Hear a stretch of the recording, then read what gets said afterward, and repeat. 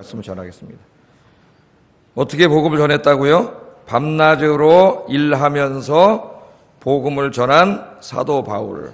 이 제목 안에 이 사람의 인생이 다 담겨 있어요. 사도 바울의. 하나님께서 우리에게 한 번 인생을 주셨는데 이 땅에 살 한 번 인생을 주셨습니다. 인생을 정말 성실하게 살아야 되겠습니다. 게으르고 나태한 것은 하나님이 우리에게 주신 이 너무나 소중한 인생이라고 하는 기회를 이걸 다 낭비해버리는 것이에요. 하나님이 이 땅에 우리를 살게 하신 이유를 다 없애버리는 거예요. 우리 그리스도인은 절대 게으르면 안 됩니다.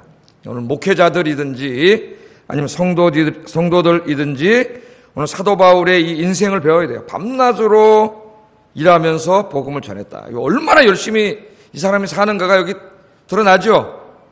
그래요, 안 그래요? 밤낮으로 일하면서 복음을 전한 사도 바울.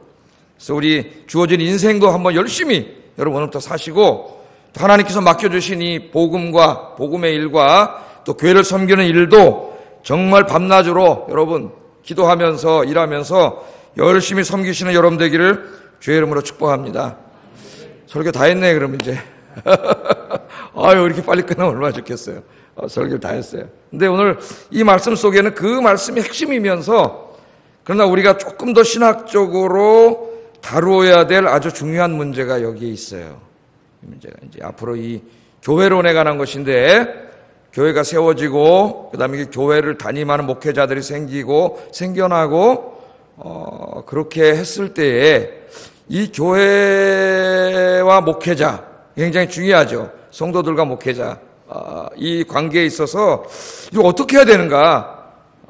특별히 목회자들에 대한 대우, 사례 이런 부분과 오늘 이 말씀이 밀접하게 연관이 되어 있습니다. 그래서 오늘 설교를 들으면서 또 시험이 들어가지고 목사님 자기한테 잘하라 그러는구나. 그렇게 듣지 마시고 그렇게 들으면 할 수 없어요. 수준이 그거밖에 안 되는데 이 부분에 대한 하나님의 말씀을 듣자는 거예요. 하나님 말씀. 왜냐하면 이 부분에 대한 잘못된 생각을 가지고 있기 때문에 이것이 교회가 세상에 욕먹는 계기가 되기도 하고 또는 이 좌파 진보주의자들이 교회에 대해서 막 욕을 하는데 비난을 하고 그러죠. 터무니없는 비난을 하는데 거기에 부안해동하는 그리스도인들도 또 많아요. 그래서 우리는 이런 모든 이제 문제들에 있어서 목회자든 성도든 하나님 말씀에 순종해야 됩니다. 하나님 말씀에. 그래서 오늘 좀 섞어서 이 문제를 좀 한번 생각해 보겠어요. 자, 바울은 데살로니가에서 복음을 전하며 사역을 할 때에 아무에게도 폐를 끼치지 않기 위하여 일하면서 복음을 전했다. 오늘 9절에 그것을 강조하고 있습니다. 자, 한번 다시 읽어보겠습니다. 시작.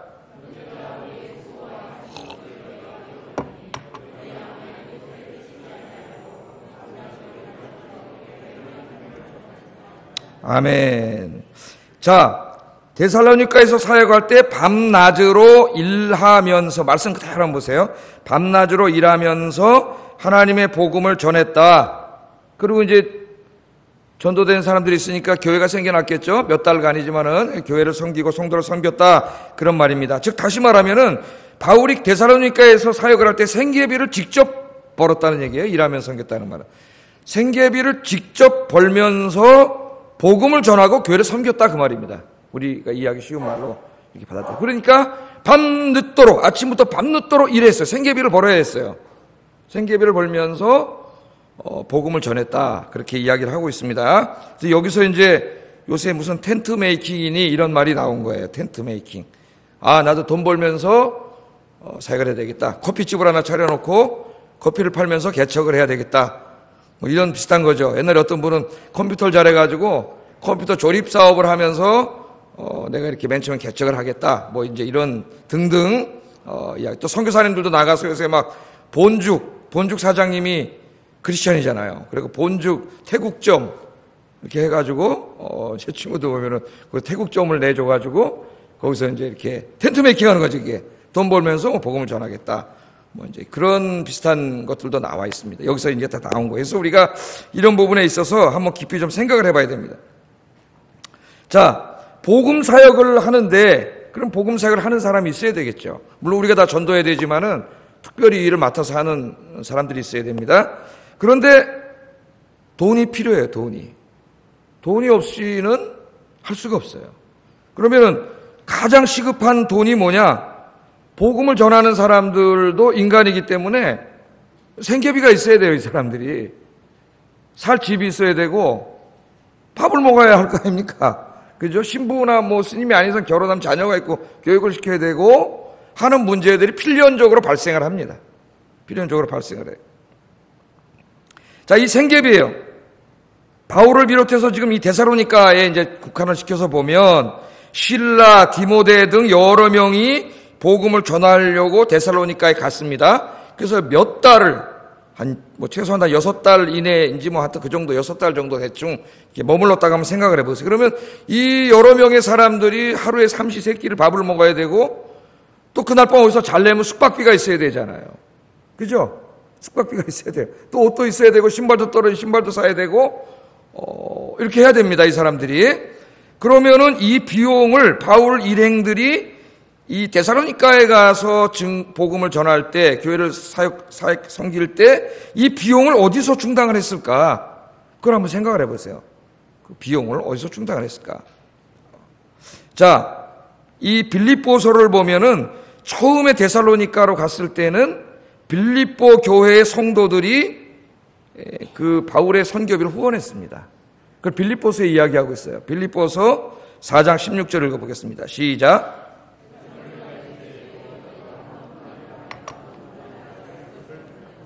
아멘. 데살로니가에 있을 때에도 그런 말이죠. 빌립보에 편지를 보내면서 우리가 데살로니가에서 선교할 때에 너희가 한 번뿐 아니라 2번이나 나의 쓸 것을 보냈다. 그러니까 빌립보에서 사역하고 지금 데살로니가로 왔죠. 그러니까 빌립보에서 사역할 때 빌립보 사람들이 봤잖아요. 바울과 그 일행들이 전도하는데 몇 달 동안 있으면서 밥 먹어야 되고 자야 되고 옷도 사 입어야 되고 신발도 사 신어야 되고 활동하는데 돈도 필요하고 돈이 필요하다는 걸 알았단 말이에요. 빌립보 교인들이. 그 자기들 교회를 세워놓고 데살로니가로 갔어요. 그러니까 이 빌립보 교인들은 믿음이 좋은 사람들이야. 우리 바울 선생님과 저 실라, 디모데 저 양반들이 가서 어떻게 돈도 없는데 어떻게 사역을 하지? 그래서 그 생계비를 보내줬다는 거예요. 보내줬다는 거예요. 여러분에게 이런 마음이 생기기를 주의 이름으로 축복합니다. 이 하나님의 말씀에 이 도리 잘 이해를 해야 되고 돈 문제만 나오면 시험이 들어요. 사람들이 돈 문제 갖고 시험 들지 마세요. 여러분 하나님 나에게 왜 돈을 줬는지를 잘 생각해 봐야 돼요. 자, 그러니까 한 번뿐만 아니라 2번 줬는데 고린도 후서 8장에 보면은 빌립보 교인들은 극심한 가난 가운데 있었다 그랬어요. 극심한 가난 가운데. 돈이 많은 사람들이 아닙니다. 그런데 자기들도 쓸 게 부족한데 지금 저 양반들이 데살로니가 가서 전도하고 복음 전하는데 돈도 없고 아무것도 없는데 어떻게 해요? 그러니까 자기들이 걷어서 2번이나 보내줬다. 그 바울이 감사하는 거죠. 이 하나님이 받으시기에 합당한 재물이다. 그렇게 칭찬을 합니다. 그러나 그들이 가난한 사람들이 보내주는 거 초창기 이제 가서 뭐 며칠, 한 일주일 쓸까요? 다 떨어졌겠죠. 예? 그 한 6개월 머물렀다 그러면 한 일주일, 2주일은 그걸로 전도했겠지만은 그 일도 안 하는데 돈을 안 버는데 뭘로 하겠어요? 돈이 떨어졌겠죠. 그러면 누가 이제 당연히 이걸 해야 될까요? 전도해가지고 교인들이 생기면 데살로니가 사람들이 이 비용을 지불해야 되는데 이 데살로니가에서는 그런 얘기가 없고 사도 바울이 말하기를 내가 밤낮으로 벌어서 이 비용을 충당했다고 이야기해. 밤낮으로. 좀 다르죠 분위기가. 빌립보하고. 밤낮으로 벌어야 했어요. 왜? 없으니까. 굶어 죽을 수는 없는 거 아닙니까 여러분. 주의 일을 해야 되는데 힘이 있어야 일을 할 거 아니에요. 잘 먹어야 돼요. 체력이 엄청나게 소모되기 때문에 그래서 자기가 벌었어요. 웬일인지 사도 바울이 데살로니가 교인들에게 요구하지 않고 생계비를 직접 벌었다 그래. 자기들이. 늦게까지 일하면 쉽게 벌었다. 그렇게 말해. 아침부터 밤늦게까지 일하면서 직접 생계비를 벌었다. 그렇게 말을 합니다. 왜 그랬을까요, 여러분? 한번 생각해 보세요. 왜 그랬을까? 좀 이따 우리가 한번 이거 생각해 볼 거예요. 왜 그랬을까? 하나님께서는 분명히 복음을 전하는 자는 복음으로 말미암아 살라. 그렇게 말씀을 하셨어요. 근데 왜 그랬을까? 이제 사도행전을 읽어보면은 데살로니가를 끝내고 고린도로 갑니다. 사도행전 18장에 고린도에 갔는데 고린도에 가서도 역시 텐트 메이킹을 했어요. 그래서 브리스길라와 아굴라를 만나가지고 같이 업종이 같아가지고 같이 일을 했죠. 물론 나중에는 이제 브리스길라 아굴라가 이 후원금을 엄청나게 지원해 주는데 그런 일을 했어요. 그래서 바울이 맨 처음에 이제 그렇게 일을 한 이유가 있어요. 좀 이따 우리가 그 말씀에 대해서 한번 생각해 볼 거예요. 자, 그렇게 사역을 하다 보니까 바울은 특별한 이유가 있어서 그렇게 했는데 어느 정도 시간이 지나고 각 지역마다 교회가 세워지고 그 교회를 책임질 어떤 전문 사역자, 이제 성경에서는 그분들을 장로라 그래요. 장로. 그 장로는 지금 우리 교회 장로님을 말하는 게 아니에요. 목회자들을 말하는 거지. 그 지도자들이 생겨나고 교회의 모습을 갖추었을 때 이상한 문제가 생긴다고. 이상한 문제가 교회 안에. 예? 이게 다 일하면서 해야지 무슨 교회 전문 사역자가 있고 왜 그 사역자에게 살해를 해야 되고 뭐 이런 문제들이 나중에 발생을 하기 때문에 사도 바울이 이 문제를 집중적으로 다룹니다. 집중적으로. 여러분 몰랐죠? 사도 바울이 자기네 교회 교역자와 교역자의 사례를 어떻게 해야 되는가에 대해서 성경에서 굉장히 길게 다루고 있어요. 우리 성도들이 잘 몰라서 그렇지. 그 말씀을 어디서 다루고 있냐면은 고린도전서 9장에서 상당히 길게 다루고 있습니다. 왜냐하면 고린도전서 9장을 읽어보면은 사도 바울을 비난하면서 사도 바울이 고린도 교회를 섬기고 설교를 하고 성경을 가르치고 복음을 전하는 것이 저 사람이 사례비를 받으려고 돈 때문에 그러는 거다. 왜 돈을 받냐? 이런 비난이 생겨요. 9장을 읽어보세요. 9장 1절부터 보면은 9장 펴보세요. 성경 여러분.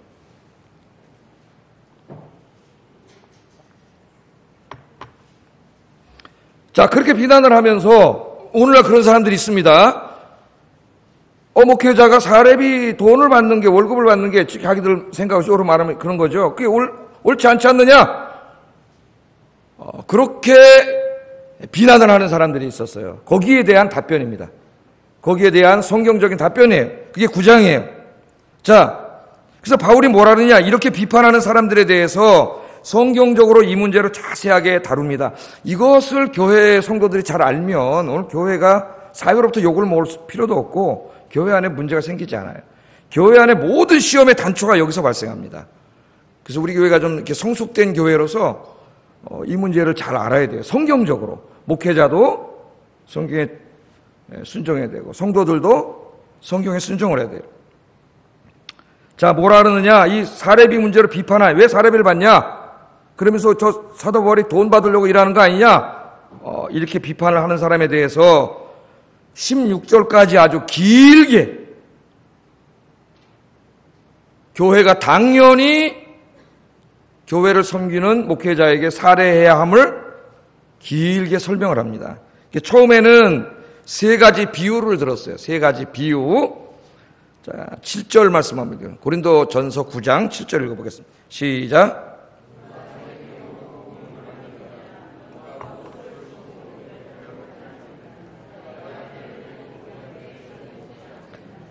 예, 목회자들, 이제 이 당시 바울이죠, 바울을 비난하는 사람들이 왜 저 사람 돈 받으려고 하는구만, 왜 돈을 받아? 이렇게 비판을 하는 거죠. 거기에 대한 답변이에요. 뭐라고 답변해서 처음에는 누가 자기 비용으로 군 복무를 하겠느냐?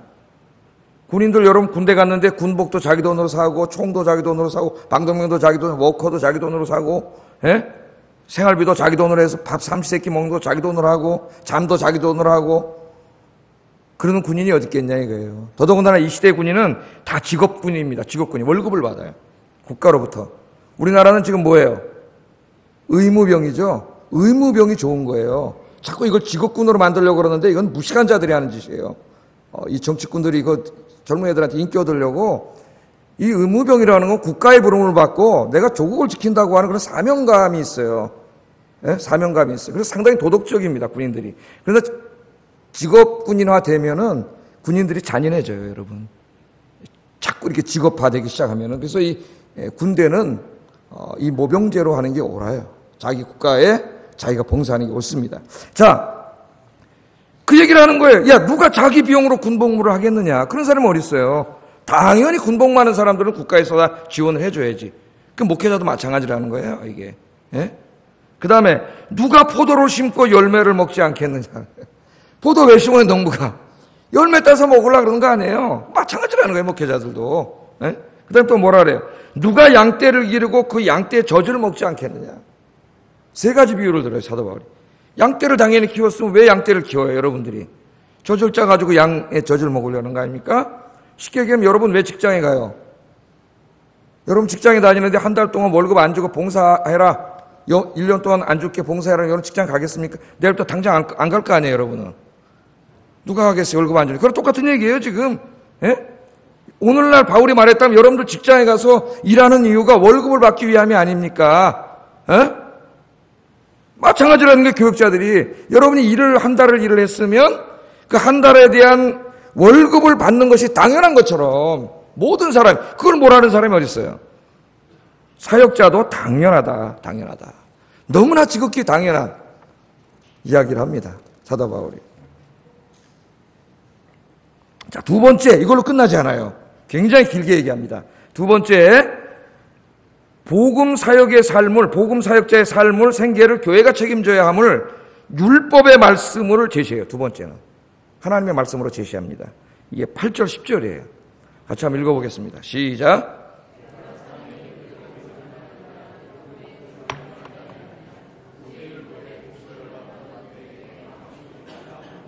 하나님께서 어찌 소도를 위하여 염려하심이냐, 오로지 우리를 위하여 말씀하심이 아니냐. 과연 우리가 위하여 기록된 것이니 밭 가는 자는 곡식 떠는 자도 함께 얻을 소망을 가지고 떠는 것이라. 아멘. 율법의 말씀에 보면 곡식을 밟고 떠는 소의 입에 망을 씌우지 말라 그러지 않았느냐, 하나님이. 그 말씀 있죠?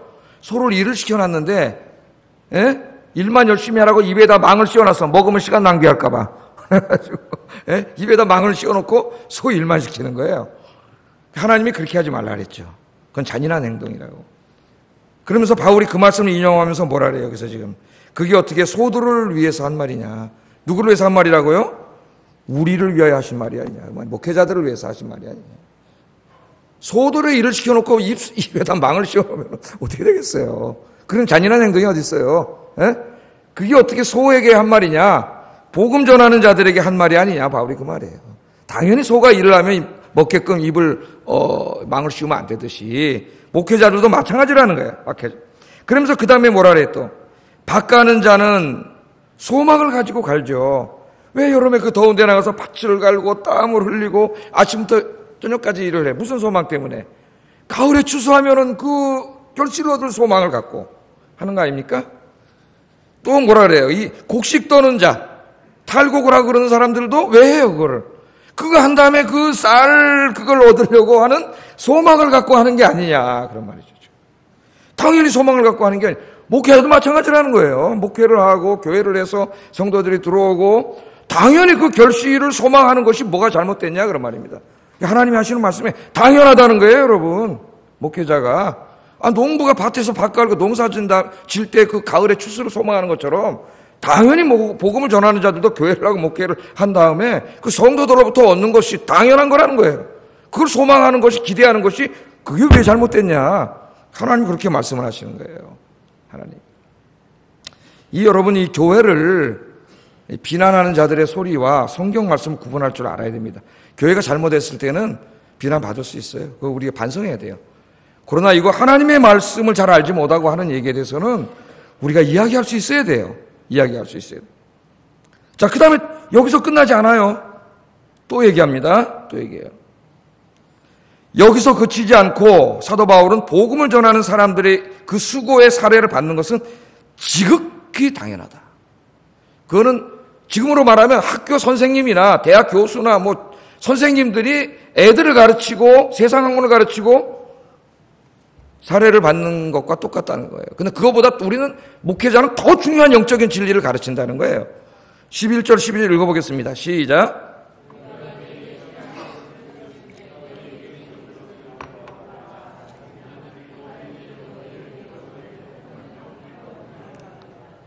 여기 보면 영적인 것을 뿌렸다는 것은 그들에게 하나님의 말씀, 진리의 말씀을 전하고 가르쳤다는 것을 의미합니다. 가르쳤어요. 육적인 것은 사례금입니다. 사례금이.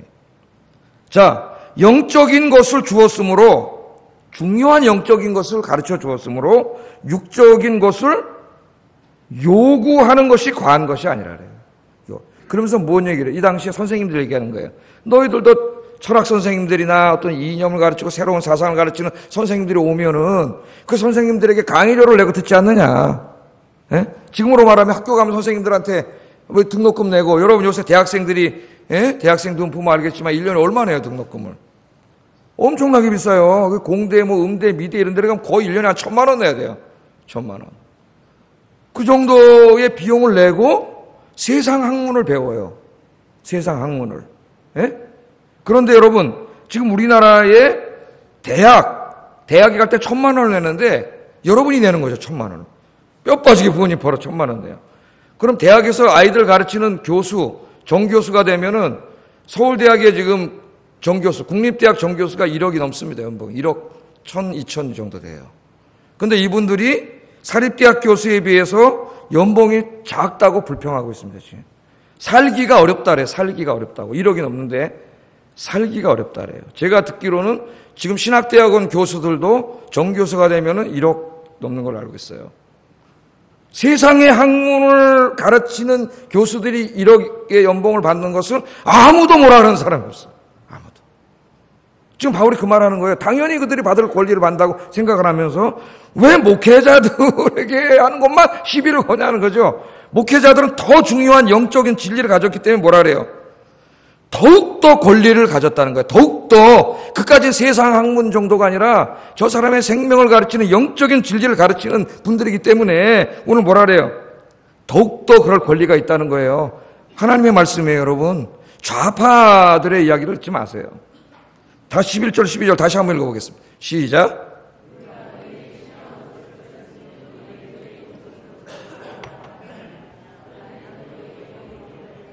하물며 우리일까 보냐.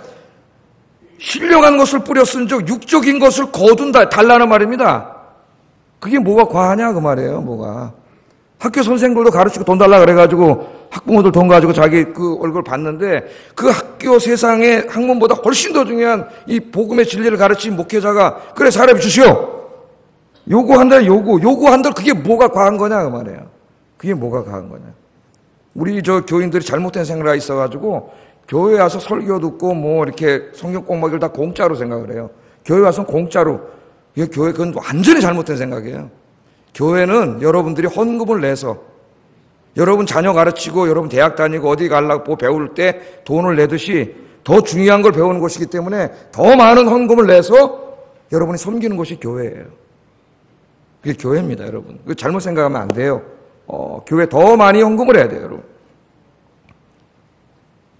자, 지금 바울이 강조하는 게 뭐예요, 바울이? 예? 여러분 오해하지 마세요. 제가 지금 그러니까 나에게 그만큼 하시오하고 요구하는 게 아닙니다, 지금. 이따 제가 바울의 말을 들어서 얘기할 거예요.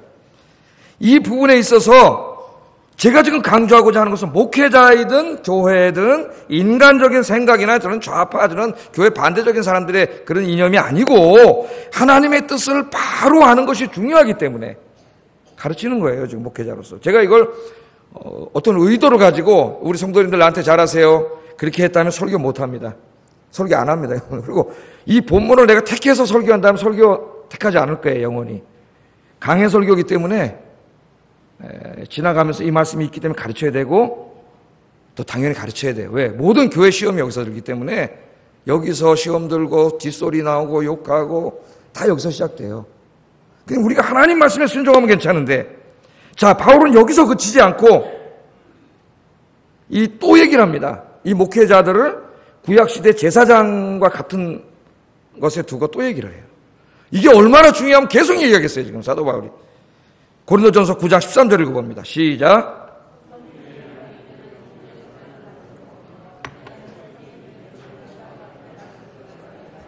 예. 구약시대에 지금 이 사람들 성전 있잖아요, 아직까지. 예? 성전에 여러분 12지파 중에 레위지파는 분깃을 주지 않았어요. 일을 못하겠습니다, 하나님이. 왜? 성전에서 1년 365일 성전을 섬겨야 되기 때문에 일을 하면 성전을 섬길 사람이 없잖아요. 그러니까 이 사람들 따로 뽑아가지고 땅을 주지 않았어. 그럼 뭘 먹고 살까요, 레위지파 사람들은? 제사장들과 이 성전 섬기는 사람들은 11지파에게 땅을 주고요. 그 11지파에서 하나님이 다시 뺏었어요. 여호수아를 보면 48개 성읍을 다시 뺐습니다, 하나님이. 그래서 11지파에게만 땅을 줬어요. 그러나 그 11지파가 땅을 받아가지고 제일 좋은 성읍 48개를 레위지파와 제사장들에게 다시 줬어요. 성경을 잘 모르는 사람들이 많아. 다시 줬어요. 48개 성읍을 가진 거예요. 그리고 11조와 첫열매 감사헌금들을 드림으로 제사장과 교회를 섬기는 사람들은 그것으로 생계를 하도록 한 것이 구약의 이 성전의 원리예요. 하나님의 원리. 근데 바울이 지금 그 얘기를 하면서 교회도 똑같다는 거예요. 교회도. 지금 그 얘기잖아요. 다시 한번 읽어보겠습니다. 시작.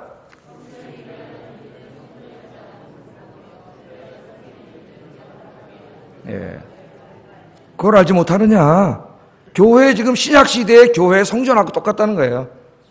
목회자들을 뽑고 다른 직업을 갖지 않고 목회자들이 그 교회를 섬기고 설교를 하고 가르치고 기도하고 신방하고 하는 목양사역에만 전념하도록 하고 구약시대 제사장들을 다 나머지가 후원한 것처럼 교인들이 후원하도록 한 거다, 이게 하나님이. 그렇게 사도 바울이 이야기를 합니다. 지금 가르치는 거예요. 이건 모르고 어떤 사람 나와서 뭐 봉사하느니 어찌니 그러면서 막 이 교회도 옛날에 그런 사람 있다는 소리를 내 들었어요. 지금 안 나오지만 똑똑한 척 하는데 성경을 하나도 읽지 않는 자예요. 그잖아, 진짜로. 지 생각을 얘기하는 것이지. 그 마지막으로 예수님께서 또 한 가지를 마지막으로 활용 정점을 찍습니다. 13절 14절 읽어보겠습니다. 시작.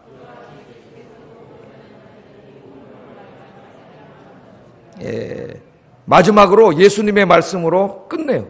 이 긴 가르침을. 예? 저도 깜짝 놀라요. 야, 어떻게 하면 사도 바울같이 훌륭한 사람의 명예에 훼손이 갈 수도 있어요. 아니, 이분이 어떻게 이렇게 자기 사례금 얘기를 이렇게 이게 강조를 해서 막 가르치나, 이거를. 그렇잖아요. 제가 이 설교 많이 망설였어요. 이거 빼고 갈까? 그런 생각도 했습니다. 굉장히 어떻게 보면 치사한 설교가 될 수 있어요. 그러나 하나님의 말씀을 가르친다는 생각으로 섰기 때문에 이렇게 설교하는 것이지, 그 여러분이 알아야 돼요. 죄 짓지 않기 위해서. 목사에게 책임이 있어요. 안 그러면 죄를 져요. 잘 모르고. 주님께서도 복음을 전하는 자들은 복음으로 말미암아 살아라. 다른 거 안 된다. 너는 오직 주의 일만 하고 그 주의 일 하는 것으로서 성도들이 주는 대가를 가지고 너는 살아라고 명령하신 분이 바로 예수님이다. 주님이시다. 그렇게 오늘 결론을 내리고 있습니다. 자, 그러니까 목사는 지금으로 말하면 목사죠. 바울은 자기 일을 가지고 얘기했지만은 그냥 다른 직업을 가지면 안 돼요. 요즘 좀 안타까운 게 이제 개척을 하시고 어떻게 할 수가 없으니까 목사님들 낮에는 노동하고 주일 목회 이런 분들도 많이 계시다 그래요. 낮에 택시 운전하고 밤에 목회. 좀 안타까운 거예요, 사실은. 그렇게 하면 안 되는데 하나님 그렇게 하지 말라 그랬어요. 이걸 후원을 해야 돼요, 성도들이. 개척교회도 후원해야 되고 이렇게 서로 이렇게 하면서 해야 되는데 이게 잘 안 되는 거죠. 어떤 교회 큰 교회 목사는 너무 사치하고 화려해가지고 사회 지탄의 대상이 되고, 어떤 목회자는 너무 없어가지고 저 섬에서 목회하는 분이 뭐 쌀을 사줘서 뭐 이렇게 목사님들 고마워한다 그래가지고 저희가 이번에 해가지고 이웃사랑하고 나머지 한 10개 교회 선목사님들 쌀을 사드렸어요. 우리 어렵지만은, 예? 그 참 안타깝단 말이죠. 이걸 하나님의 교회가 책임을 져야 된다. 그래서 하나님께서는 풀타임으로 하나님의 일을 하는 사역자들이 세상 일을 하는 것을 금하십니다. 하면 안 돼요. 욕심내서 하면 안 됩니다. 오직 복음 사역에만 집중하도록 하고, 그 목회자의 생활은 교회가 누굽니까? 바로 여러분들이죠. 성도들이 자기들이 번 돈에서 하나님 앞에 드림으로 그것으로 충당하도록 했어요. 그래야 교회가 전속할 수가 있어요. 복음 사역을 하고. 안 그러면 저도 일하러 나가서 돈 벌고 주일날 와서 같이 똑같이 한번 잠깐 오고 그러면 교회가 존재할 수가 없겠죠. 교회가. 하나님이 성전하고 똑같이 했다. 그렇게 이야기합니다. 바울은 어쩌면 인간적으로 사람들이 더 비난할 수 있어요. 야, 이거 자기한테 안 주니까 더 달라고 그러는구나, 저 사람이. 바울이 이렇게 말을 합니다. 이런 사람들의 주장에 대해서. 이런 사람들을 입을 어떻게 막겠습니까, 여러분? 막을 수 없어요, 그런 사람이. 하나님이 막아요, 하나님이. 난 하나님께 맡겨요, 그런 사람들은. 하나님이 그 입을 막습니다. 고린도전서 9장 15절 읽어보겠습니다. 시작.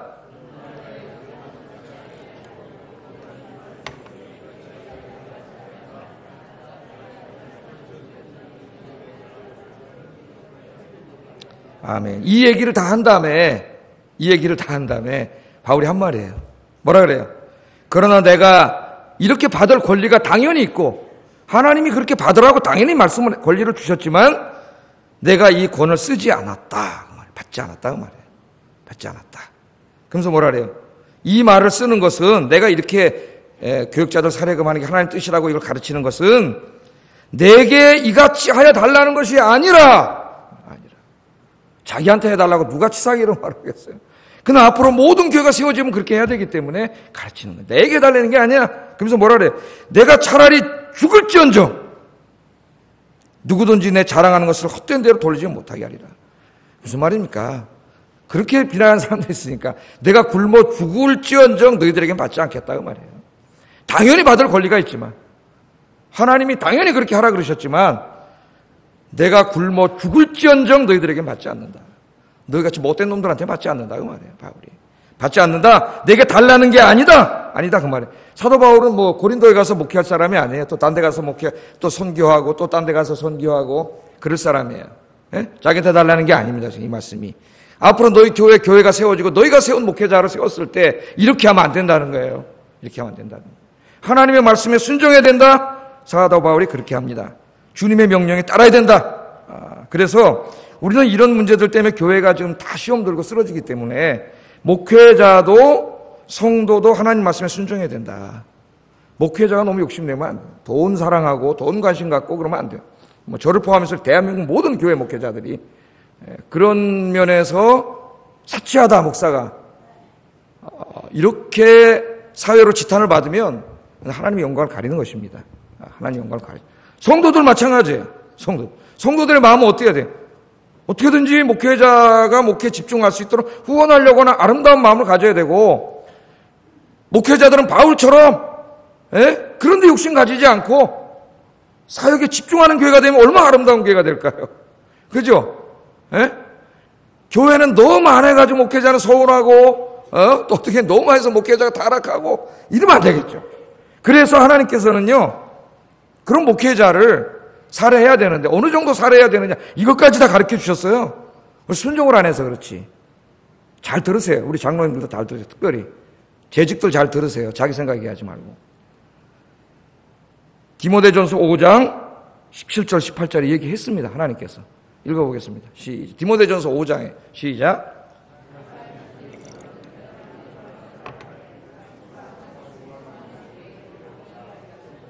성경에 일렀으되 곡식을 밟아 떠는 소의 입에 망을 씌우지 말라 하였고 또 일꾼이 그 삭슬 받는 것이 마땅하다 하였느니라. 이 목회 서신입니다. 목회를 가르치면서 뭐라 그래요? 잘 다스리는 장로들은 배나 존경할 자로 알되 말씀과 가르침에 수고하는 이들에게는 앞에 장로와 말씀과 가르침에 수고하는 장로는 같은 말이에요. 같은 사람이에요. 우리말이 번역을 좀 이게 어색하게 해놔서 그렇지 같은 사람들이에요. 잘 다스리는 장로들 즉 말씀과 가르침에 수고하는 이들. 이 당시에는 지금처럼 설교하는 장로와 치리만 하는 장로가 나뉘어 있는 시대가 아니에요. 교회 목사입니다. 목사. 지금은 말하는 목회자예요.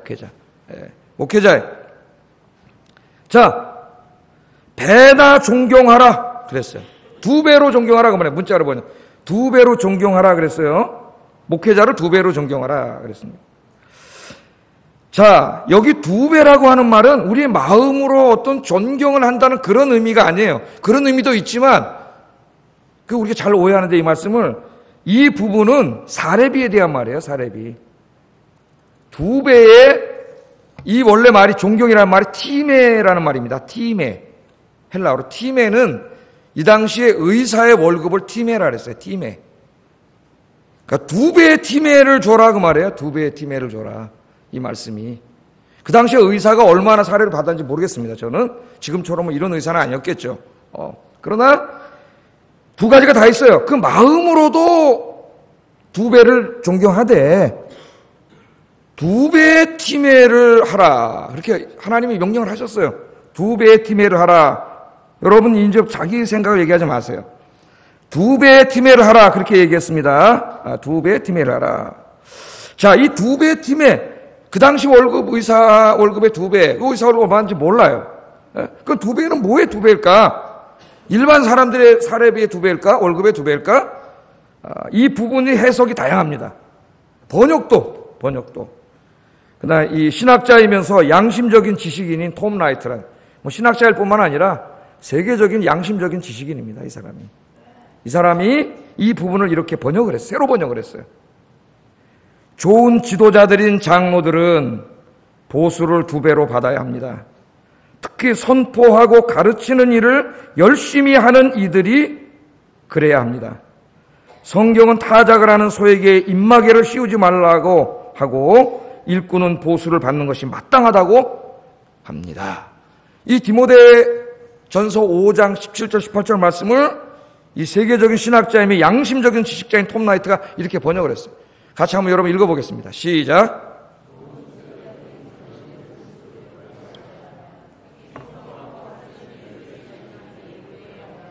성경은 타작을 하는 소에게 입마개를 씌우지 말라고 하고 일꾼은 보수를 받는 것이 마땅하다고 합니다. 2배의 사례금 그랬습니다. 2배의 사례금. 이 목회자나 신학교 교수의 이 사례금을 영어에서는 셀러리라 하지 않아요. 다른 말이 있어요. 다른 말. 전문 용어가 있어요. 테크니컬 텀이 있어요. 그게 뭐냐면은 어너레얼리움이라 그래요. 어너레얼리움. 언어가 뭐예요? 명예죠. 어너레얼리움. 명예비라 그래요. 명예비. 이 교회 안에서 어떤 사람들이 정말 무지몽매해가지고 목회자들에게 주는 이 명예비를 월급을 주는 걸로 생각을 해가지고 그 회사에서 근로자들 월급 책정하듯이 5%, 3%, 2% 이런 정말 무지몽매한 자들이 있어요. 교회 안에. 이건 지금 목회자를 모독하는 얘기예요. 모독하. 난 내가 내 살이 얼마나 얘기하지 않아요. 한번 얘기한 적 없어요. 맡깁니다. 그런데 여러분이 그것이 어너레얼리움. 이 기독교 국가인 미국에는 다른 신학교 교수님 가서 셀러리 망신당합니다. 목회자 그럼 목사와 이 신학 교수님의 얼굴이 시뻘개져. 내가 하는 일에 무슨 월급?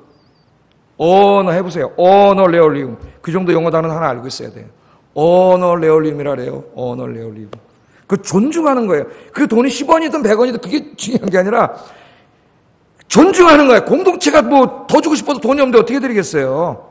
그 마음에 어너레얼리움. 제가 우리에게 얘기하지 않겠습니다. 자, 그래서 이게 어느 정도냐. 목회 서신에 대한 방대한 이 주석을 쓴 윌리엄 디 마운스라고 하는 사람, 이렇게 두꺼운 주석을 썼는데 이 2배를 뭐라고 번역할까 이분이 고민하다가 의역을 했어요. 의역을 영어로 generously라 그랬어요. generously가 뭡니까? 후하게, 풍부하게 이렇게 번역을 했어요. 후하게, 풍부하게 해라. 그럼 그 후하게, 풍부하게가 뭐냐? 목사는 타워 팰리스 가서 저기서 집 사주고 외제차 타고 다니고 막 그렇게 해주라는 거냐?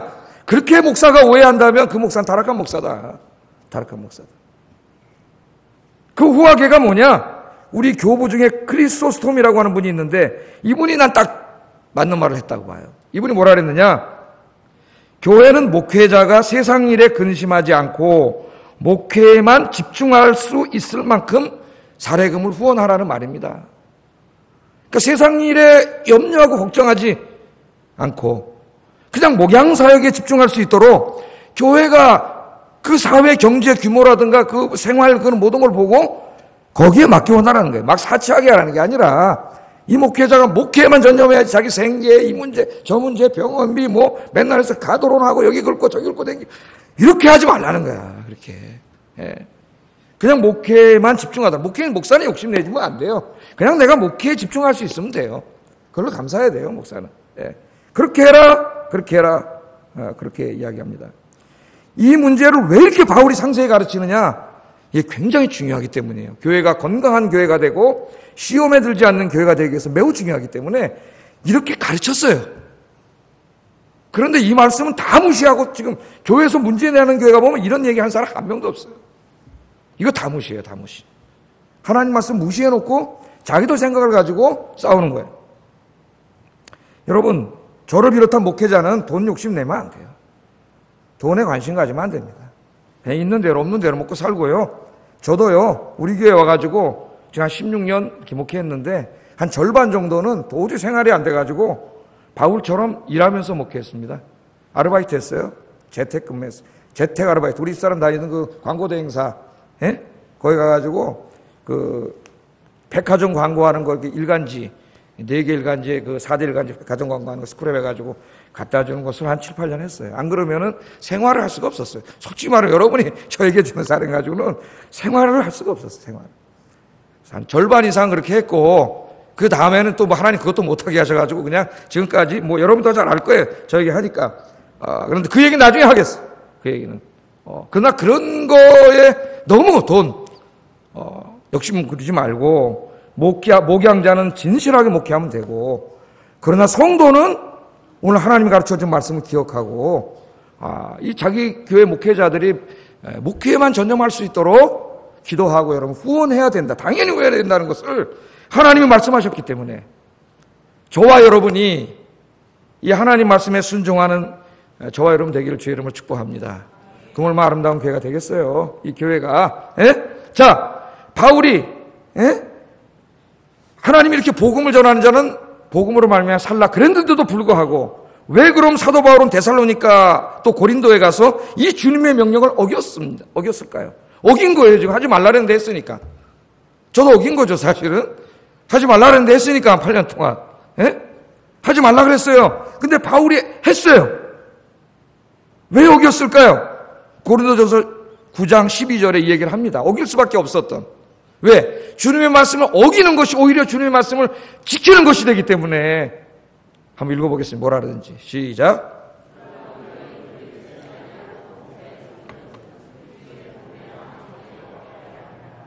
왜 이 권리를 쓰지 않았다고요? 왜 안 받았다고요? 왜 참았어요? 그리스도의 복음에 장애가 되지 않게 하기 위해서요. 당연히 그 교회가 후원하는 걸 받아가지고 사역을 하고 다른 일 하면 안 되는데, 이 사람들 중에 일부가 저 사람 사례금 때문에 일한다, 그러니까 저 복음은 가짜다, 이런 식으로 하니까 내가 이 사례금을 받아가지고는 내가 전하는 이 생명의 복음이 이게 저 사람들이 오해될 수가 있단 말이에요. 왜 여러분 목회자가 후원금을 받으면 사례비를 받으면서 목양에만 복음에만 전념해야 되죠? 복음을 더 잘 전하기 위해서요. 집중해서. 그런데 지금 이걸 받으면 오히려 복음을 전하는데 방해가 돼. 다른 사람들은 선동하니까. 이 선동해요. 이런 사람들은 만나서 수근수근거리고 여기저기 모여서 선동을 해요. 그 자꾸 선동을 하고 그러니까 오히려 그걸 받아서 일하라 그랬는데 주님이 그 받으면 오히려 주님이 명령하신 복음 사역이 방해가 되는 거예요. 그래서 바울이 주님의 명령을 어긴 거예요. 어겼지만 어떻게 보면 지킨 거예요. 왜? 복음 사역이 더 잘 되게 하기 위해서 내가 어떻게 할 수가 없었다. 그래서 한 것이지. 그렇게 너희들이 하면 안 된다. 너희 목회자에게. 그건 하나님의 뜻이 아니다. 바울이 그렇게 이야기를 합니다. 그러면서 바울이 마지막으로 이야기, 이제 여기부터 집중해서 들어야 돼 우리가. 그러면 내가 마땅히 하나님 받으라고 하는 그 모든 사례금도 받지 않고 이렇게 힘들게 어렵게 사역을 내가 했어. 고생을 했어요. 그렇다면은 누가 나에게 상을 줄 거냐? 누가 나를 알아줄 거냐? 이 말이에요. 누가 나를 알아줘요? 여러분 좋은 데 가서 다 목해가지고 막 사람 많고 아파트 많고 막 사람 모이고 이런 사람들이 알아주지. 누가 와서 산동네 와가지고 조그만 교회 하면서 아무도 안 알아줘요? 무능하다 그러지. 누가 알아주냐 이게 누가. 여러분도 마찬가지예요. 여러분 사역하는 거 누가 알아줘요? 오늘 여기서 배우세요. 사람에게 요구하지 마세요. 저도 마찬가지고. 고린도전서 9장 18절 읽어보겠습니다. 시작.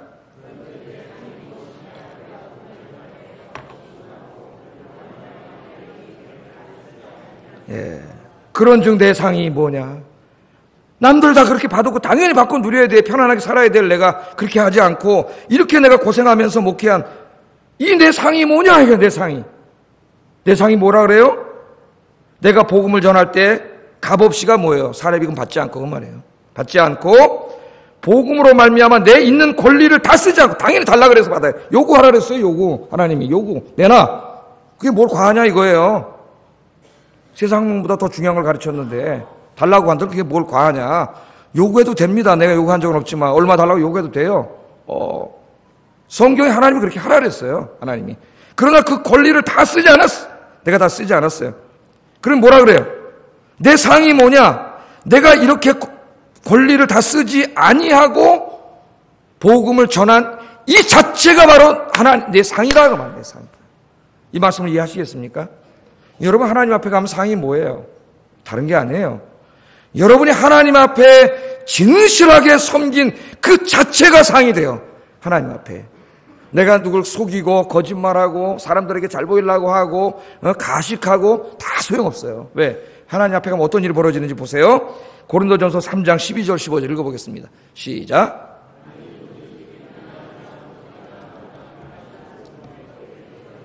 각 사람의 공적이 나타날 터인데 그날이 공적을 밝히리니 이는 불로 나타내고 그 불이 각 사람의 공적이었다는 것을 시험할 것입니다. 만일 누구든지 그 위에 세운 공적이 그대로 있으면 상을 받고 누구든지 그 공적이 불타면 해를 받으리니 그러나 자신은 구원을 받되 불 가운데서 받은 것 같으리라. 아멘. 하나님 앞에 서면은 나중에요, 여러분, 하나님이 이렇게 시험하는 불이 있어요. 그걸로 지나가게 된다는 거예요. 그런데 우리 신앙생활 한평생의 인생을 건축에다 비유했습니다. 어떤 사람은 어떤 재료를 줬어요? 금, 은, 보석으로 자기 인생을 줬어요. 하나님의 시험의 불 앞에 지나가는데 불 앞으로 지나가니까 보석은 어때요? 더 반짝반짝 빛나죠. 반짝반짝 빛나. 이 사람들은 누굴까요? 평생을 하나님 앞에 진실하게 섬긴 사람. 그런데 그 다음에 또 지나가는 사람이 있어요. 자기 인생을 뭘로 세웠어요? 이 사람들은 풀, 나무, 풀, 집, 부라기. 이걸로 물론 엄청나게 화려하게 만들 수 있습니다. 겉모습만. 가짜로 섬긴 거예요. 사람들은 속았어요. 화려하니까. 그런데 하나님의 심판의 불 앞으로 쑥 지나가는데 불이 있으니까 다 타버렸다는 거예요. 아무것도 없어요. 여러분, 목회자가 여기서 가이가 성공한 목회자인 것 같고 이랬는데 하나님 말씀대로 안 하고 사치하고 자기 남대로 이렇게 살았어. 사람들로 성공한 목사라 추앙받았어. 그 소용없어요. 하나님의 심판의 불 앞으로 지나갈 때 다 타버려. 아무것도 없어요. 아무것도. 그래서 뭐라 그래? 불구덩이에서 구원받은 것 부끄러운 거를 만든다 그랬어요. 하나님이. 여러분도 마찬가지예요. 여기서 내가 장로가 되고 권사가 되고 막 이러고 그거 다 소용없어요, 여러분. 중요한 게 뭐냐? 하나님 앞에 진실하게 섬기세요.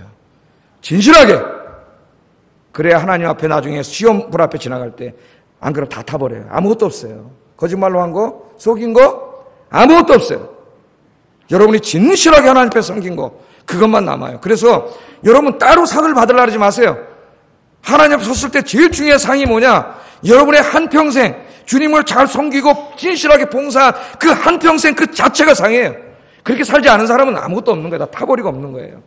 저도 마찬가지고. 그래서 오늘 이 말씀 앞에 저는 목회자로서 순종하고 여러분들은 성도로서 순종하면서 바울처럼 밤낮으로 일하면서 하나님이 상주신 바라보고 밤낮으로 일하면서 열심히 교회를 섬기고 복음 사역하시는 저와 우리 아이언교 성도님들 되시기를 주의 이름으로 축복합니다. 기도하겠습니다. 우리 교회를 위해서 우리 기도하겠습니다. 목회자들이 세상 일 걱정하지 않고 목회에만 전념할 수 있도록 목회자들을 후원하는 교회가 되고, 저를 포함한 대한민국의 모든 목회자들은 바울처럼 세상 것 탐하지 않고 돈에 관심 갖지 말고 주의 일에만 힘쓰는 목회자들이 되게 해주세요. 이게 기도해 주시고요. 두 번째, 교회에서 삶의 터전에서 나에게 맡겨주신 사명 바울처럼 밤이 새도록 진실하게 열심히 섬기게 해주세요. 기도하겠습니다.